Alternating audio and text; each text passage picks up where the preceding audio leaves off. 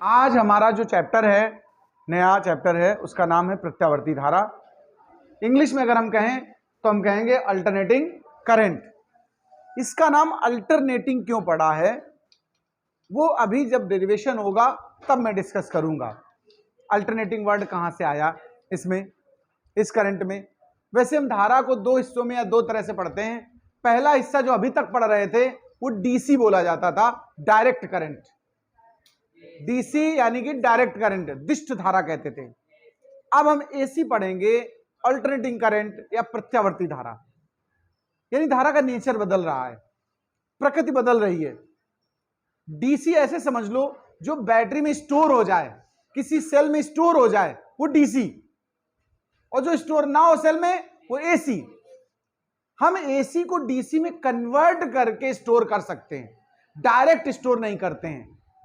आप देखिए, अगर बैटरी अपनी चार्ज करते हो ना तो एक चार्जर की जरूरत होती है, एडॉप्टर की जरूरत होती है। देखो, आप मोबाइल भी चार्ज करते हो, उसमें बैटरी होती है। मोबाइल में जो बैटरी होती है वो डीसी देता है मुझे। जितनी बैटरियां वो डीसी धारा देती हैं। कौन सी? और लेकिन जो हमारी सप्लाई है घरों की, ये एसी है, प्रत्यावर्ती धारा। आप सोचो कि मोबाइल डायरेक्ट ऐसे 2 पिन मोबाइल में लगाओ और 2 तार इसमें लगा दो, क्या बताओ मोबाइल चार्ज होगा? नहीं चार्ज होगा, क्योंकि इसको चाहिए डीसी और आ रही है सप्लाई में एसी। एसी हम ऐसे स्टोर नहीं कर पाते हैं, हम उसे एसी से डीसी में कन्वर्ट करते हैं। कन्वर्टर चाहिए मुझे, कन्वर्टर ही चार्जर बोला जाता है। यह बनाना सिखाऊंगा आगे कि चार्जर कैसे बनाते हैं, आगे आपके सिलेबस में है।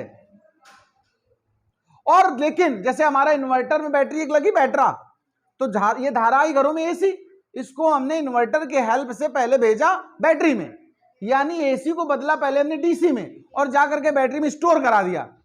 तो ये था कन्वर्टर, इसने एसी को डीसी में बदल के बैटरी में स्टोर करा दिया। और जब लाइट चली जाती है, हमारी ये जो पंखे वगैरह हैं ये सब एसी में चलने वाले उपकरण हैं, ये डीसी वाले नहीं है।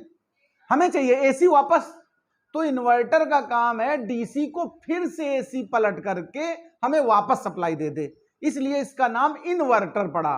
यानी पहले जो चार्जर है उसे हम कन्वर्टर कह सकते हैं, और चार्ज होने के बाद जो वापस डीसी में पलट दे, देखो डीसी को एसी में, वो क्या हुआ? इन्वर्टर।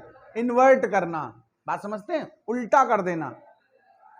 एसी को डीसी बनाने की प्रक्रिया कहलाती है दिष्टकरण। डीसी करना मतलब दिष्टकरण, उसको हम बोलते हैं हिंदी में दिष्टकरण और इंग्लिश में रेक्टिफिकेशन। ये सब आगे हम पढ़ाएंगे आपको। इन्वर्टर कैसे बना है, जनरेटर कैसे बना है, ये सब आगे की बातें हैं।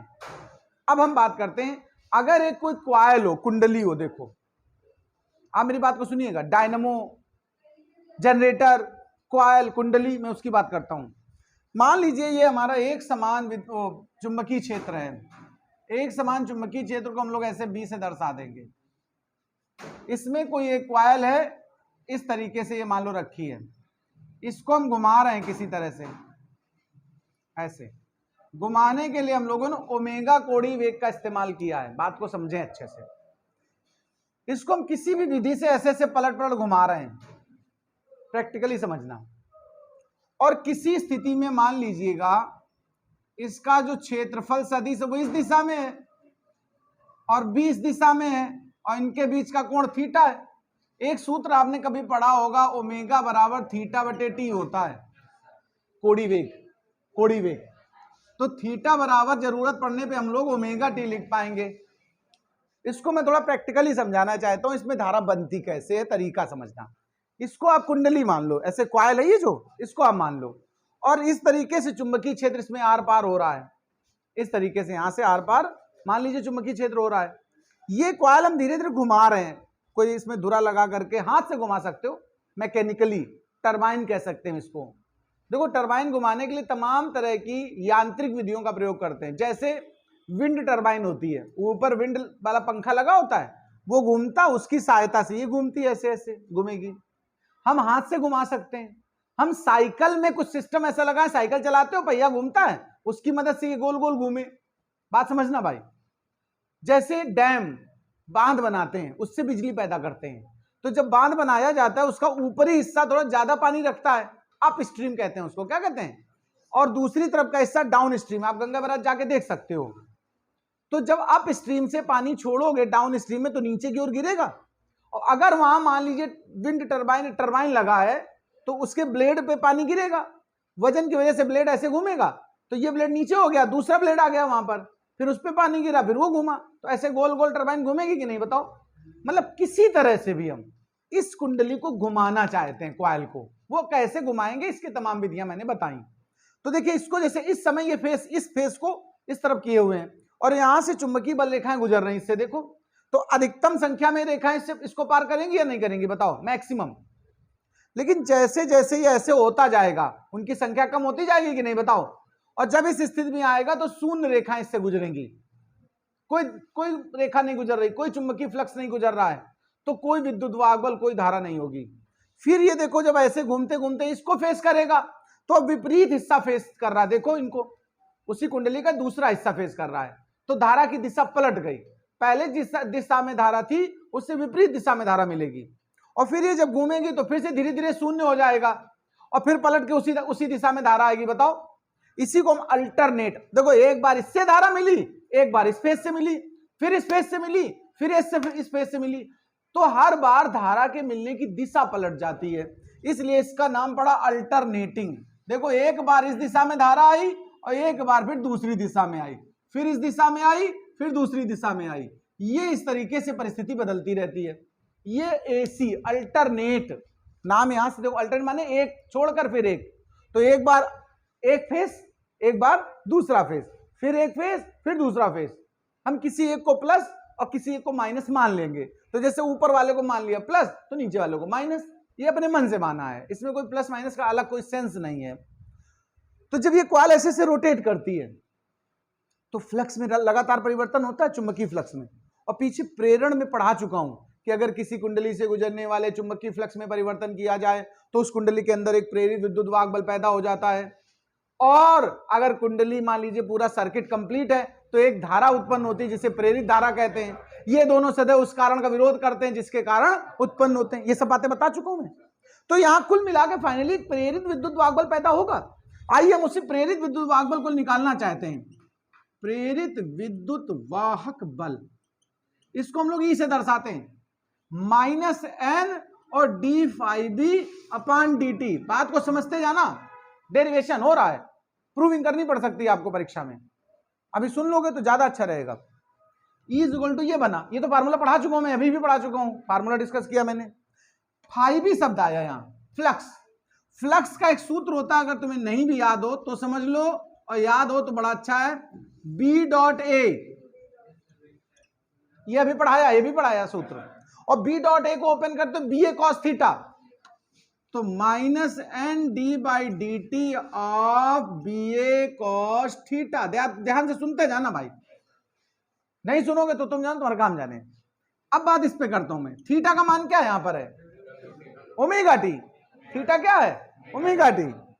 डब्ल्यू टी तो विदाउट टिकट होता है, डब्ल्यू टी क्या होता है, विदाउट टिकट। अब तुम लोग टिकट लेके बैठे हो भाई, तो B A cos omega T, B A constant है, इनको बाहर निकाल दो और कॉस ओमेगा टी का डिफरेंशिएशन करेंगे।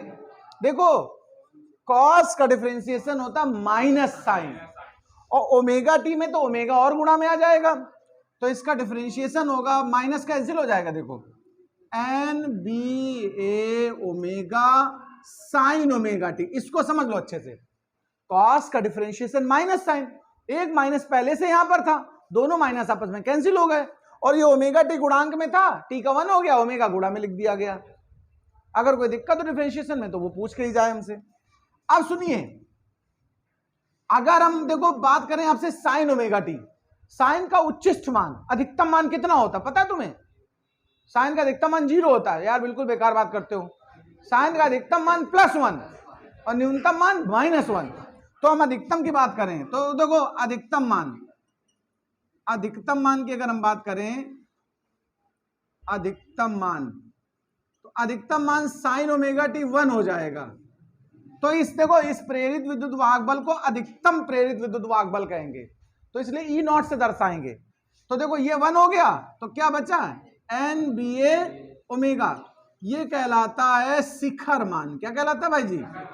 शिखर मान, उच्चिष्ट मान, पीक वैल्यू ऑफ ईएमएफ। तो अच्छा, इस पूरे का नाम क्या हो गया? ई नॉट। देखो तो हमारा जो व्यंजक मिला ई बराबर क्या मिला है? ई नॉट साइन ओमेगा टी। यानी प्रेरित विद्युत वाहक बल का प्रत्यावर्ती धारा के लिए समीकरण हो गया ई बराबर ई नॉट साइन ओमेगा टी। इसको आप चाहें तो आप V के पदों में भी लिख सकते हैं। किसके पदों में? वोल्टेज के पदों में। V is equal to V naught sine omega T, आप ऐसे भी लिख सकोगे।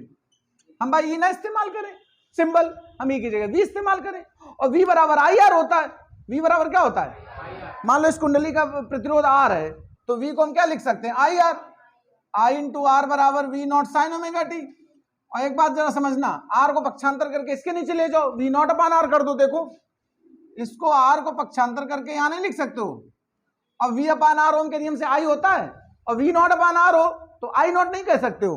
तो एक सूत्र बना हमारे पास, देखो I बराबर आई नॉट साइन ओमेगा टी। बताओ भाई जी, ये प्रत्यावर्ती वोल्टेज है, ये प्रत्यावर्ती धारा है, ये ग्राफ है इसका प्रत्यावर्ती धारा का। साइन ग्राफ यही तो होता है, याद है? साइन ग्राफ अगर बनाते हो तो ऐसे तो बनता है, क्योंकि साइन के पदों में है।